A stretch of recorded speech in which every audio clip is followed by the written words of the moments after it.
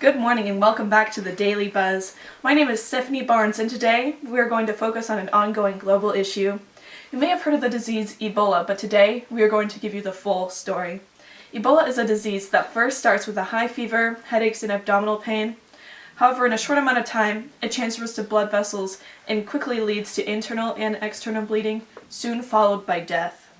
If contracted with the disease, it is a 50 to 90% chance that you will not survive. The first two outbreaks happened in 1976 in the Democratic Republic of the Congo and South Sudan.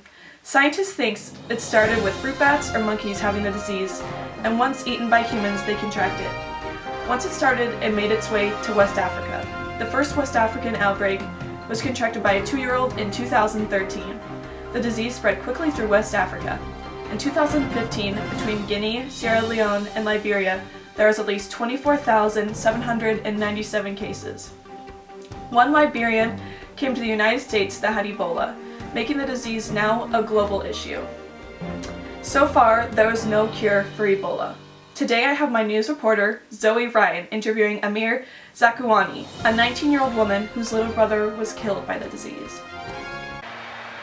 Thank you, Stephanie, and good morning. I'm your favorite field reporter, Zoe Ryans. We're going to be starting by speaking with Amir Zakuani, a young woman who has had an unfortunate encounter with this horrible disease that has caused devastation to many. Welcome, Amir. It is wonderful to meet you. Welcome, Amir. Would you like to tell us a little bit about your story? Sure. My name is Amir Zakuani, and unfortunately, my little brother Steve passed away from Ebola. He got it when he was 8 years old, about 2 years ago, and this inspired me to become an activist and want to spread awareness to people about this disease. Interesting. Okay, Amir, do you think the process of Africa's independence affected the regularity and existence of Ebola? I definitely think that had a role to play in it because the way that at least the Democratic Republic of Congo got independence was from Belgium, and the Belgians basically just left us, and my people had no idea how to run a Western political system. Without having good infrastructure, there was no way that we could develop a good medical system or resources or the access to the money that we needed. Horrible. So, how do you suppose the long-term presence of human civilization in Africa influenced the development of Ebola? Well, if you think about it, the long presence of humans in Africa means that diseases were able to develop and become immune to human immune systems. And they were more able to transfer from animals to humans because humans lived in coexistence with the animals, unlike Europeans who tended to domesticate their animals who just lived in harmony. So, also along those lines, do you believe the process of colonization and trade of animals by Europeans affected the outcomes of the Ebola virus? I think that they actually did, because with people immigrating, even though the disease may not have initially been from them, their immigration patterns and the difference in what they ate or what they hunted changed the migration patterns of bats or monkeys and or what their diet was, and maybe even their habitats, which led to them developing these diseases like Ebola and then passing them on to humans. What did the presence of this disease teach you?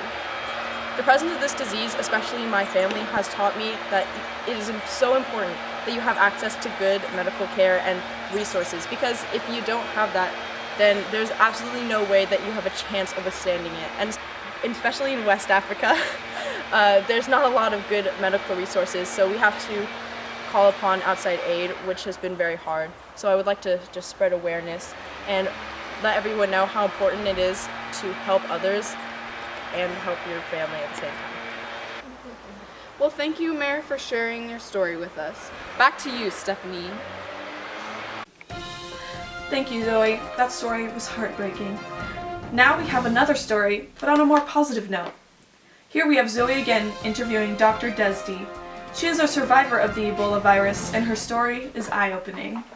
Thanks again, Stephanie. Here we have Dr. Desdi, a survivor of the Ebola virus. We have the great opportunity to speak with her today. How are you doing, Dr. Desdi? I'm good. How are you? I'm good. Good. So I'm going to tell you a little bit about my story. So it all started in 2013 in January of that year. I was diagnosed with Ebola, and at the time I was working with people who already had the disease, but I did not have it at the time. and I ended up contracting it from them. And even though we all followed the precautions and none of us thought that we would actually get Ebola because, you know, we all knew what we were doing, I ended up getting Ebola and I was the only one that got it. So I got it in January of 2013, and I actually am a survivor. I can proudly say that I survived the disease, and I overcame that in 2014. Wow, great story. So, what are those steps being made to protect the people contracted with the disease? Although Ebola is no longer an epidemic in Africa, it still happens, and it's still a serious issue that we need to find a cure for. So the steps being taken to overcome this disease are, these people are being put in quarantine so that they're away from all the uninfected people, so that it's less likely that more people will get infected with Ebola. Also, we're still trying to work to find a cure, and these people are also being sent to the highest ranked hospitals so that they can try to find a way to cure these people. And yeah. And on top of that, there's also several organizations that are working to find a cure and help these people, such as Centers for Disease Control and Prevention, also known as CDC, which is a U.S. public health and epidemiological agency that promotes health and investigates epidemics. And there's also ICRC, which is the International Committee of the Red Cross, which you probably have heard of before. And there's also Doctors Without Borders, and the last one is WHO, which stands for World Health Organization, which is the United Nations primary agency charged with directing and coordinating international public health.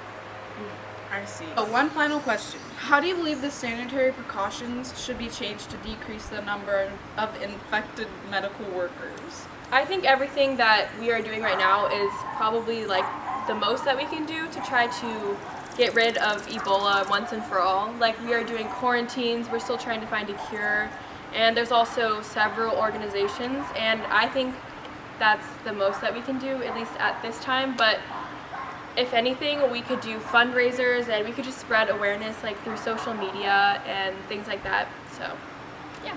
Well, thank you for allowing us to Thank interview you. you today. To any student out there watching this, we can help spread awareness through social media, which is a platform we oftentimes take for granted. This is a great way to help spread awareness throughout the globe.